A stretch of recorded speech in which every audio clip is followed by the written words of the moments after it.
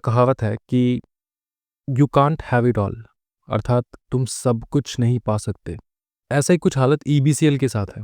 बहुत सारे बच्चों ने कमेंट किया कि सर ईबीसीएल के मोस्ट इम्पॉर्टेंट चैप्टर्स बता दीजिए कि कौन से वो चैप्टर्स है जो बहुत ज़्यादा इंपॉर्टेंट है। ईबीसीएल में ज़्यादा इंपॉर्टेंट चैप्टर्स नहीं है, मतलब 3-4 चैप्टर्स है जो बहुत इंपॉर्टेंट है जहाँ से हैवी मार्क्स आते हैं। लेकिन एक प्रॉब्लम ईबीसीएल के साथ ये है कि वो हर एक चैप्टर में से क्वेश्चन पूछेगा एग्जामिनर। तो आपको एक चीज़ दिमाग में बिठाना है कि ईबीसीएल का जो पूरा पेपर है वो आपको कैसे पढ़ाई करना है। ईच एंड एवरी चैप्टर पे थोड़ा फोकस करना होगा। लेकिन इनमें से 3-4 चैप्टर्स हैं जो बहुत ज़्यादा इंपॉर्टेंट है, जहाँ से 10 मार्क्स से ऊपर क्वेश्चंस जो है बनेगा। एक चैप्टर है आपका कंपटीशन लॉ, जो सबको पता है कि 25 मार्क यहाँ से बनने ही वाला है। 25 मार्क्स बनने ही वाला है। So this is the most important chapter of your entire syllabus. ये आपको करके लेना है।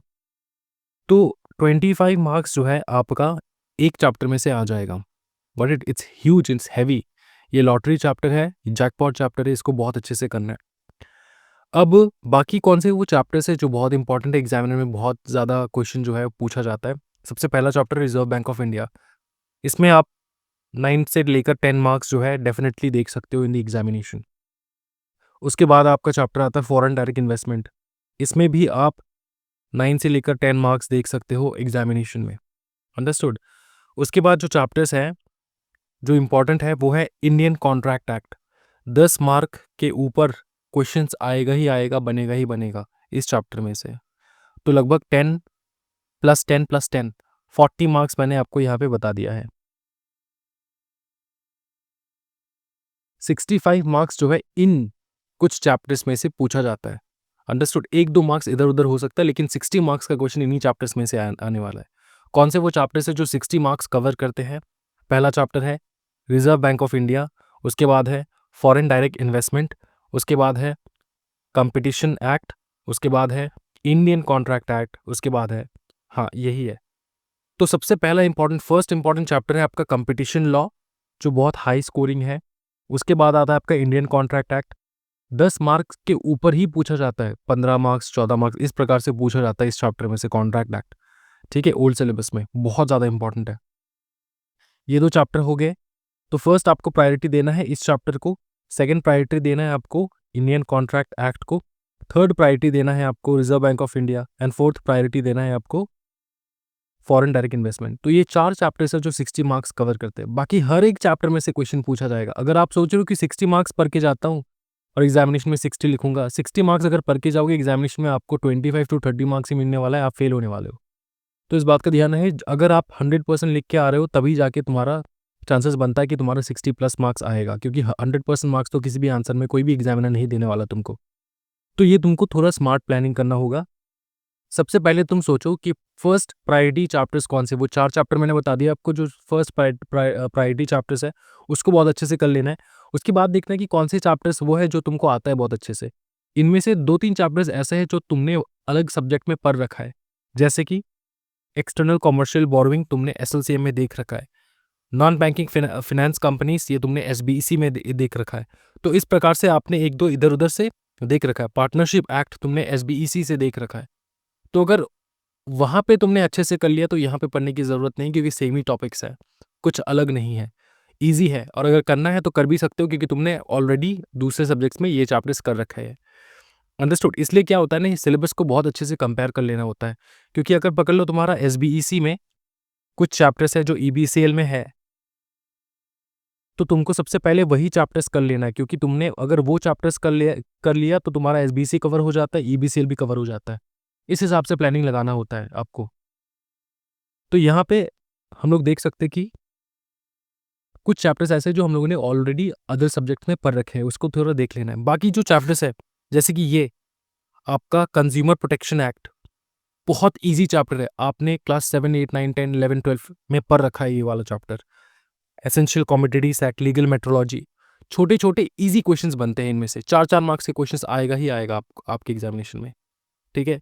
Transfer of property, real estate, ये बहुत इजी चैप्टर्स है और इनमें से एक एक करके क्वेश्चन बनेगा ही बनेगा हर एक चैप्टर में से। बेनामी transaction, prevention of money laundering, बहुत इजी चैप्टर्स है, इनको कर लेना है।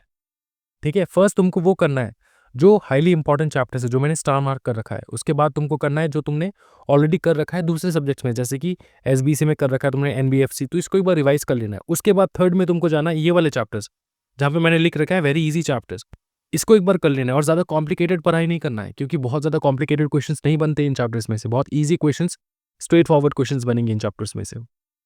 अंडरस्टूड? इसको बहुत अच्छे से कर लेना है। करने के बाद तुमको यहाँ पे जाना है। यहाँ पे जब तुम आओगे तब तुमको दिखेगा कि भैया यहाँ तो बहुत अच्छा खासा मार्क्स पूछा जाता है। अच्छा, एक क्वेश्चन ये बनेगा, सर हम लोग प्रायोरिटाइज़ क्यों कर रहे हैं? क्योंकि हमको तो सब कुछ पढ़ के जाना ही है। प्रायोरिटाइज़ हमको हमको इसलिए करना होता है क्योंकि जब भी तुम्हारा जो दिमाग है ना, जो जिस चीज़ पे तुमने बहुत ज़्यादा फ़ोकस किया है, उसको बहुत अच्छे से रिमेंबर करेगा एग्ज़ामिनेशन में। जिस चीज़ को तुमने बहुत कम टाइम दिया है, उसको लास्ट में वो शायद याद भी ना रहे। इसलिए तुमको प्रायोरिटाइज़ करना है कि कौन से चैप्टर्स वो है जो मुझको याद होना ही है एग्ज़ामिनेशन में। ईबीसीएल में एक चीज़ मैं तुमको बता देता हूँ कि बहुत ईज़ी क्वेश्चंस बनने वाला है, बहुत ईज़ी टू पास है ये subject, and you have to write by your own. तुम अपने खुद की अंडरस्टैंडिंग से तुम लिखो, कोई टेंशन वाली बात नहीं है। सिर्फ जो तुम भी कंसेप्ट लिख रहे हो ना तुम, वो गलत नहीं होना चाहिए। अगर गलत हो गया तो दिक्कत है, अगर गलत नहीं है तो अच्छा खासा मार्क्स। अगर तुम छोटे आंसर्स भी लिखते हो तो वहाँ पर भी अच्छा खासा मार्क्स मिलता है। तो एसएलसीएम ईबीसीएल का यही होता है, ठीक है? ये जो है एडिशनल तुम्हारा मार्क्स स्कोर करने में हेल्प करता है, क्योंकि अगर तुम थोड़ा भी लिख दिए ना तो एग्जामिनर मार्क्स दे देता है। तो इनमें थोड़ा आपको फोकस करना है। Got it? बहुत इजी वाला चैप्टर्स है, बहुत इजी सब्जेक्ट्स है, ये तुम स्कोर कर सकते हो। ये जो मैंने तुमको प्रायोरिटाइजिंग लिस्ट तुमको प्रोवाइड किया है, इस लिस्ट को तुम डाउनलोड कर सकते हो हमारे टेलीग्राम चैनल से। बहुत सारे बच्चों को टेलीग्राम चैनल का लिंक नहीं मिलता है। लिंक हमारे डिस्क्रिप्शन में, इसी वीडियो के डिस्क्रिप्शन में, कमेंट सेक्शन में मैं लिंक कर दूंगा। टेलीग्राम चैनल ज़रूर ज्वाइन कर लेना, वहाँ पे फ्री डाउनलोड कर लेना इसको। इसी के साथ-साथ प्रीवियस 3 टर्म के जो पेपर एनालिसिस है वो मैंने वीडियो डाल रखा है, उसको भी एक बार चेक कर लेना एबीसीएल का। जो मैं कह रहा हूँ आपको पूरा पता चल जाएगा कि क्या है, नहीं है। Got it? आई होप कि ईबीसीएल में और कुछ तुमको चाहिए ही नहीं होगा। यही है जो चीज़ तुमको जो है हेल्प करेगा फॉर योर एग्जामिनेशन। ऑल्सो मैंने रिवीजन क्लास भी डाल रखा है, मैराथन क्लासेस डाल रखा है, वो भी चेक कर लेना एक बार। कोई भी डाउट है टॉपिक में वो एक बार कर लेना है। बहुत ईज़ी सा स्कोरिंग सा चैप्टर है। आई होप कि आप लोग का प्रिपरेशन बहुत अच्छे से हो रहा है। चैनल को ज़रूर लाइक एंड सब्सक्राइब कर देना। I be waiting for your comments. अगर कुछ भी डाउट है तो पूछ लेना। All the very best for your examination. Last तक होप नहीं छोड़ना है, बहुत ज़्यादा मेहनत करना है, बहुत ज़्यादा मेहनत करना है, और देख लेंगे क्या होगा। अपने मेहनत के ऊपर भरोसा रखो एंड क्रैक कर लो एग्जामिनेशन। कोई टेंशन वाली बात नहीं है। ठीक है? Take care, happy learning, bye bye.